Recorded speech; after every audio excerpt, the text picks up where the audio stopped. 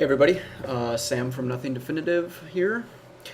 This is update number one in regards to the like the plasticity routine. I think that's what I originally called it. Um, so it's been 4 weeks now, actually a bit longer, 4 weeks and like a full day, almost a full second day, since I started on this venture. Just to give a quick recap, the first couple weeks I attempted to do an activity rotation where I had all these different activities I wanted to do, and I basically set it up where I didn't have a set schedule. I just I did one, moved on to the next, did one, moved on to the next, and I basically did them to a level where I felt like, yeah, okay, I'm comfortable and I'm happy with what I've done, so I'm comfortable moving on, I guess. That didn't work because it was too chaotic. There's too many things I was trying to focus on. My brain didn't really have anything to latch onto and say, this is life. It was just like I was scatterbrained, I guess.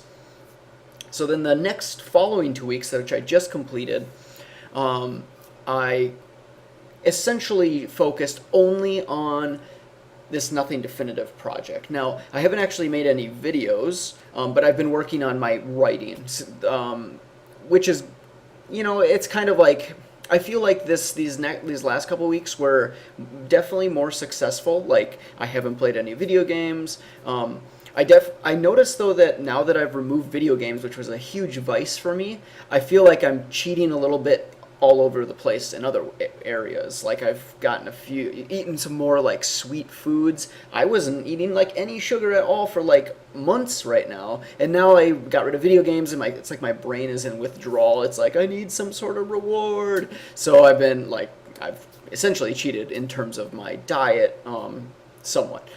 I'm not too bent out of shape about it, because I'm not like super strict. Like if I go visit my family or go on vacation or holiday or something like that, and people offer food or whatever, and it's sweets or pie or cake on a birthday, I'll still eat it.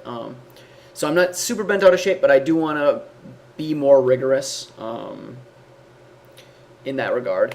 So there's a few things that I want to note about the past couple weeks and stuff that I'm gonna that helped and stuff I'm gonna be focusing on now for the next couple weeks. The first one I'm gonna say again, giving up video games is really, really important. So if you're addicted to video games like I am, although maybe not anymore, although I keep thinking about them a lot, I really want to I know my friends are playing video games and I totally want to go play with them, but oh well. That has given me lots and lots of time to work with, and the days feel so much longer now. Prior to doing this experiment like 4 weeks ago, when I decided to do it, the reason I decided to do it was because I had spent an entire weekend playing Guild Wars 2, which was really fun. But the Saturday and Sunday just vanished. I literally played for I don't even know, 20 hours or something in the course of those 2 days. And yeah, it was fun, but like the days literally just went boom, zoomed by. Now I'm not playing video games, and the days just feel so long. Like I'll look at the clock and I'll be like, it's 3 p.m. It feels like before when I was playing video games, like I would look at the clock and it'd be 6 or 7.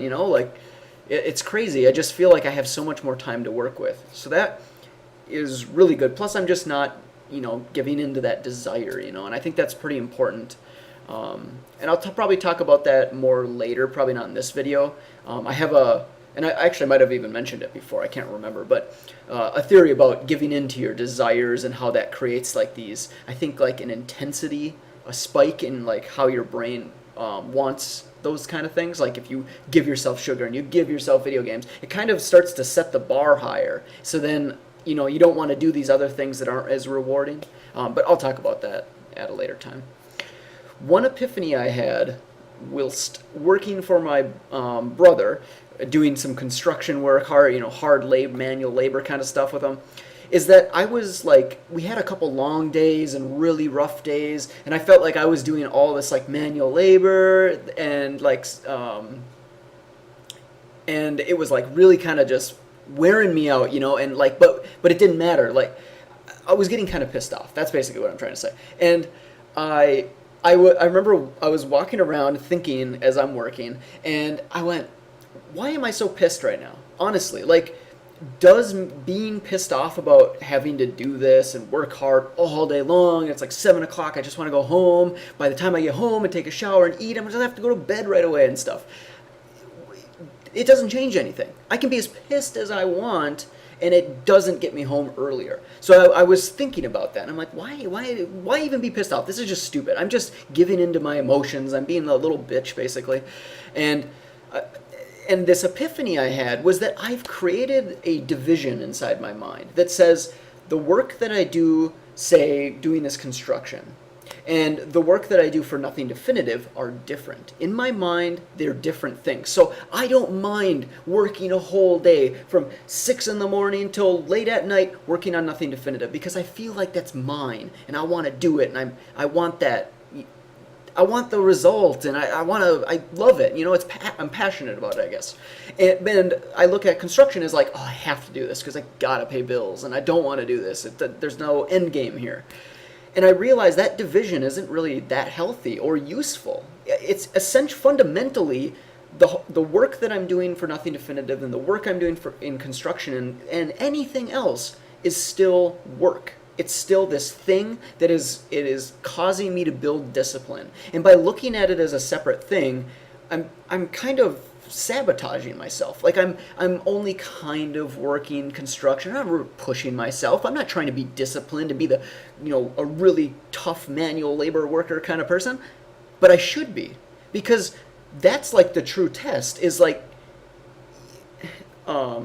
if I can do that and I can push myself and not get pissed off and go like do the best that I can no matter what I'm doing, no matter how futile it may seem or how it doesn't work towards my end game or something like that, that's okay because you're still building discipline.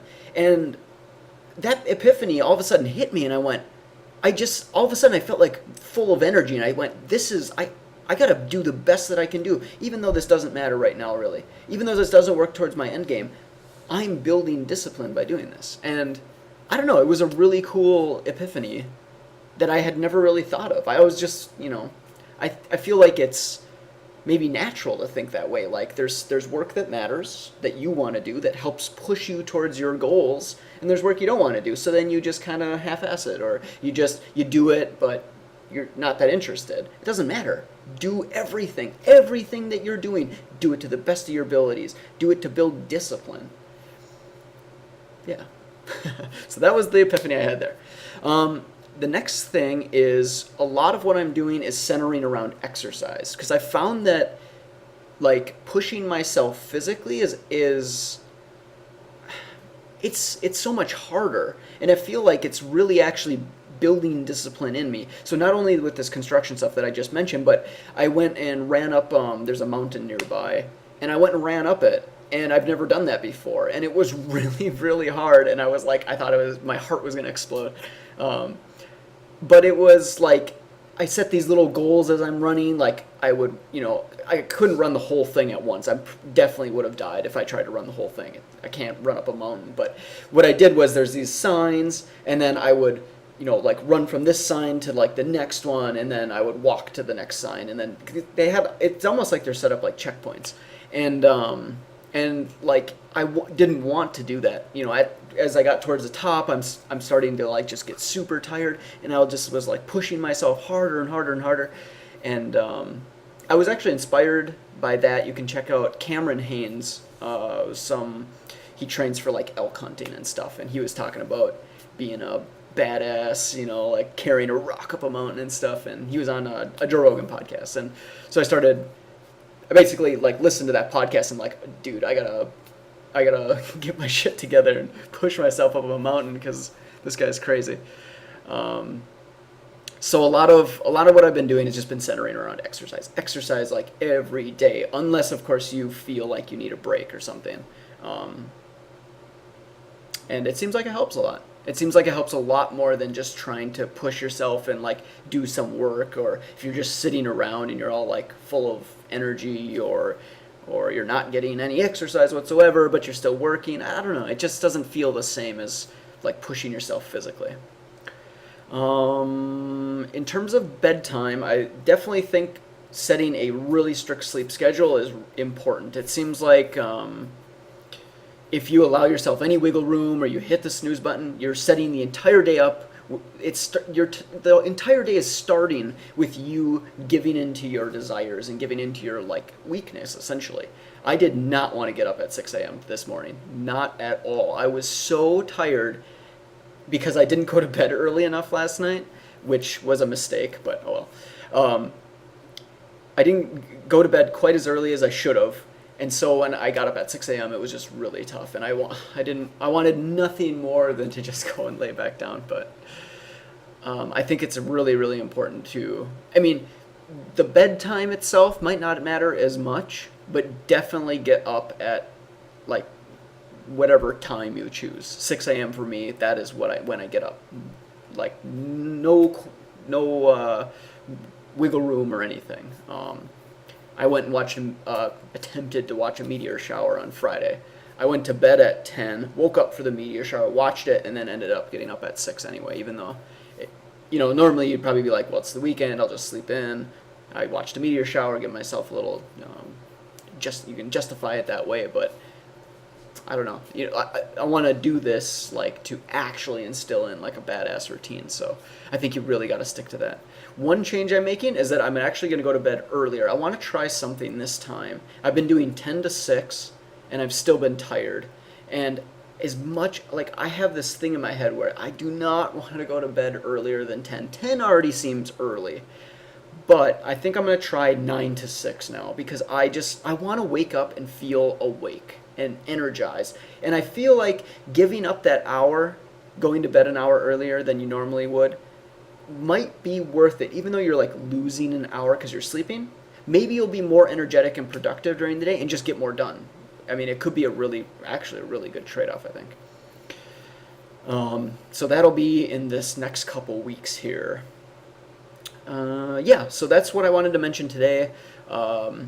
So I am still doing the neuroplasticity routine experiment. I'm not really sure what to call it or anything, but so far it's going good. I would say the first 2 weeks were not that great.